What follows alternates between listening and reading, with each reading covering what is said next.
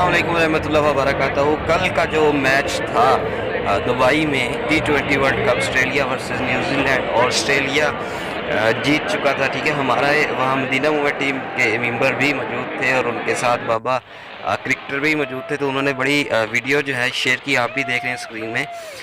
जीतने वाली टीम की कुछ जो खुशी के मनाजर हैं, उन्होंने कैसे आतिशबाजी की, वो वीडियो जो है हमारे टीम मेंबर ने आबद अली भाई ने शेयर की, तो उनका बहुत शुक्रिया। और ये साथ आप उनके देख सकते हैं, बाबा क्रिकेटर भी मौजूद है, तो बड़ी ज़बरदस्त ये देखें आतिशबाजी जो है वो हो रही है, आप देख सकते हैं।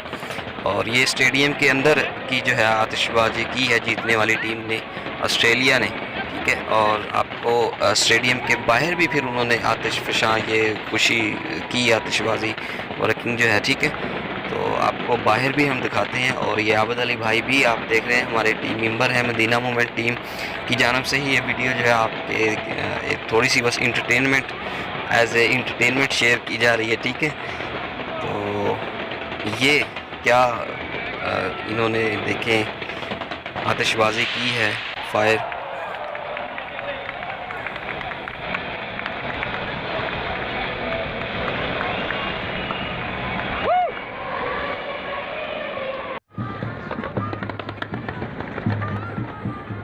और ये देखें जनाब, आबद अली भाई ने बाहर के मनाजर जो है हमारे साथ कुछ शेयर किए हैं।